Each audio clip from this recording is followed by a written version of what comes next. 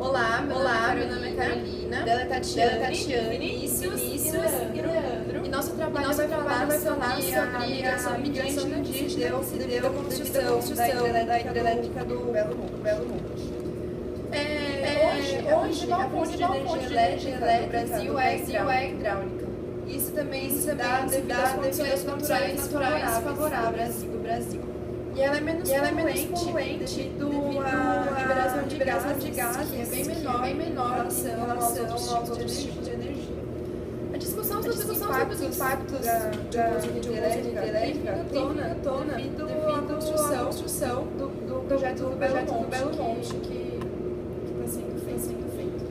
E ele tem causado polêmicas por causa da destruição das áreas verdes e da realocação da população local, como por exemplo a indígena. O projeto do Belo Monte ele vai ser feito, ele está sendo feito na bacia do Xingu, que é no norte do Pará. Sua previsão é de começar a gerar energia em 2016 e de ser finalizada a construção em 2019. Funcionamento, a usina gera 11.203 megawatts, só que ela vai ser trabalhada apenas 10% da geração de energia. Ela vai ser a maior usina brasileira e uma das maiores do mundo. E por forte oposição, principalmente da comunidade indígena, o seu projeto sofreu algumas alterações com o passar do tempo. E agora a Tati vai explicar um pouco sobre o impacto dela, tanto no meio ambiente quanto no social. A construção da usina de Belo Monte, ela traz diversas problemáticas, tanto social, cultural, quanto ambiental. E assim, para construir uma usina hidrelétrica é necessário alagar uma área. E o tamanho dessa área que vai ser alagada para a construção de Belo Monte é de 640 km². Fazendo uma comparação, é 2/3 do tamanho da cidade de São Paulo. E assim, com esse alagamento trará muitos prejuízos para a flora e para a fauna do local, sobretudo para as espécies de peixes, que muitas serão extintas. E além que vai haver uma ruptura do ciclo natural, né? Porque a partir do momento que você tira uma espécie de um local, ela acaba afetando o ciclo natural da floresta. E assim, as problemáticas sociais envolvem a cidade de Altamira, que é a cidade mais próxima da usina. A cidade de Altamira ela é a maior do Brasil em extensão territorial. E uma das poucas vantagens que Belo Monte trará para a cidade de Altamira é a questão da economia, que muitas pessoas vão para lá, o que vai acabar fazendo com que gire melhor a economia, que muitas pessoas vão consumir, e etc. Só que assim, a cidade de Altamira em 2010, no censo IBGE, ela tinha 100 mil habitantes. E com a construção de Belo Monte, a partir de 2011, aproximadamente mais 100 mil habitantes chegaram na cidade. E assim, muitas obras de infraestrutura foi prometido para a cidade, porque a cidade ela não tem estrutura suficiente para comportar 200 mil pessoas, só que nem metade foi feito. Então a cidade de Altamira está sofrendo muitos problemas enquanto a sua população na questão de infraestrutura. E só que o nosso trabalho ele é voltado para a questão da migração indígena que ocorreu na área da construção da usina, que é o que o Leandro vai falar mais um pouquinho sobre. Então, é o seguinte, o primeiro problema apareceu quando o governo federal tinha que dar um jeito na situação da reserva indígena do Xingu, que ia ser exatamente onde ia ser construída a usina. Então, a empresa que ganhou o leilão para construir a usina fez um acordo com a FUNAI de que eles iriam, dar suporte, né, dar toda uma infraestrutura para todas as aldeias que tinham por ali. Então eles criaram um programa emergencial, que seria esse apoio que eles dariam. Só que o que aconteceu? De todas as metas que eles tinham que cumprir, isso vai falar mais profundamente depois, eles não cumpriram todas, na verdade eles não cumpriram quase nada. Ao invés de dar infraestrutura para os índios, eles davam mesada, o que gerou problemas tanto na parte que eles davam quanto que eles não davam. O que eles faziam não era certo, o que eles deixavam de fazer era pior também. Então isso gerou muitos protestos dos índios, eles não deixavam, faziam reuniões sempre na FUNAI, no escritório da empresa, e o que eles podiam fazer era dar dinheiro, o que eles faziam pouco era dar esmola para os índios.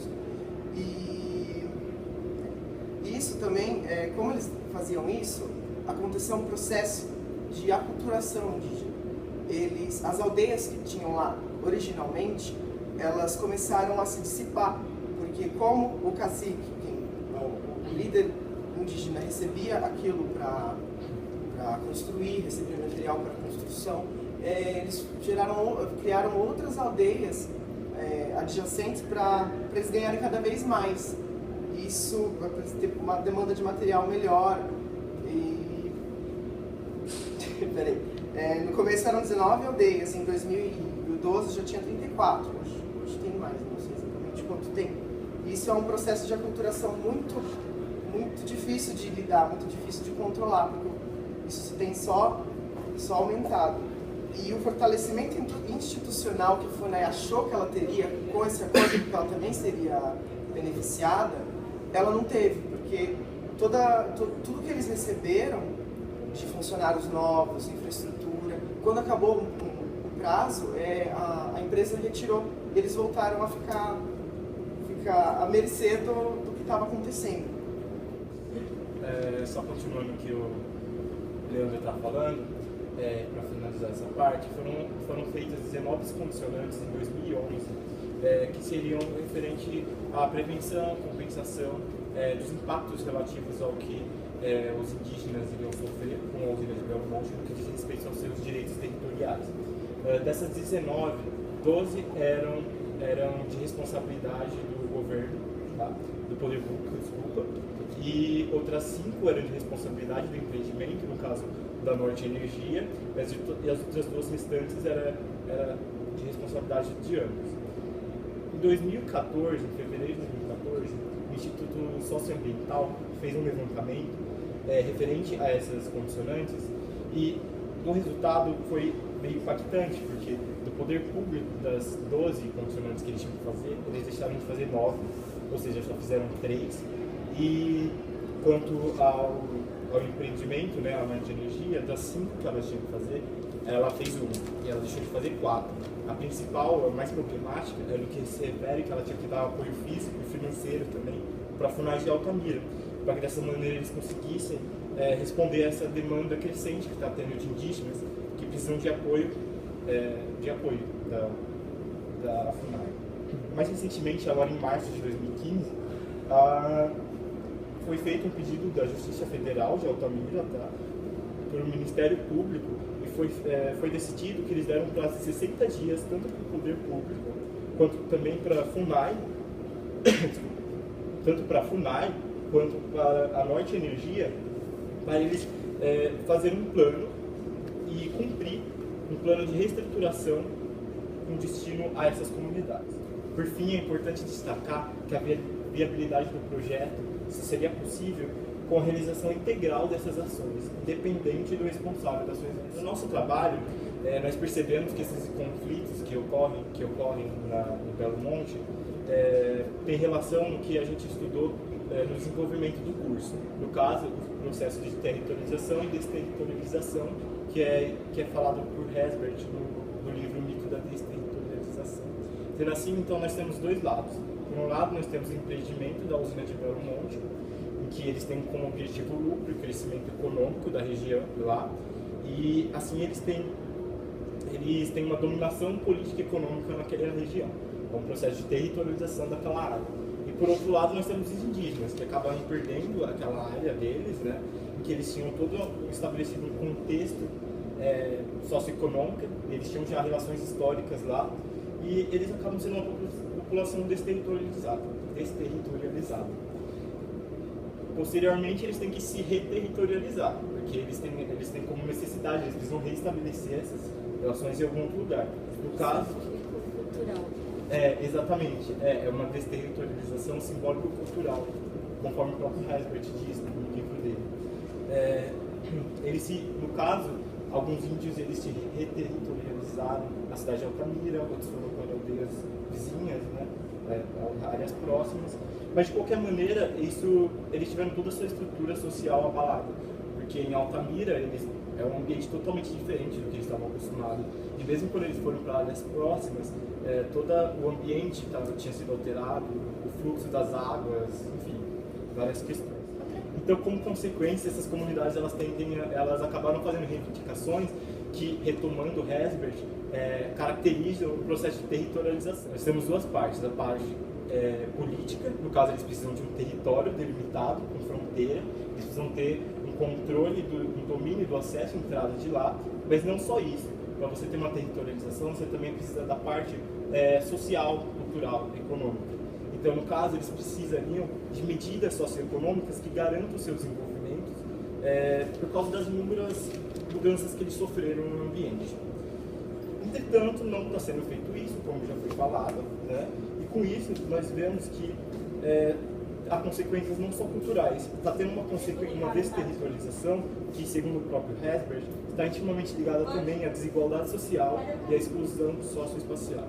E a gente pode concluir que a busca pelo desenvolvimento, ela acaba se baseando numa relação de poder, né? E também com lógicas que facilitam empreendimentos e acabam até degradando o meio ambiente. Analisando pelo viés do Herzberg, de territorialização e desterritorialização, a gente tem que pensar no desenvolvimento do país, levando em consideração as relações da população, no caso estudado a indígena, com os recursos naturais do ambiente, até do sentimento de pertencimento do ambiente, e também a sua dependência, né, tanto histórica e cultural como ambiental.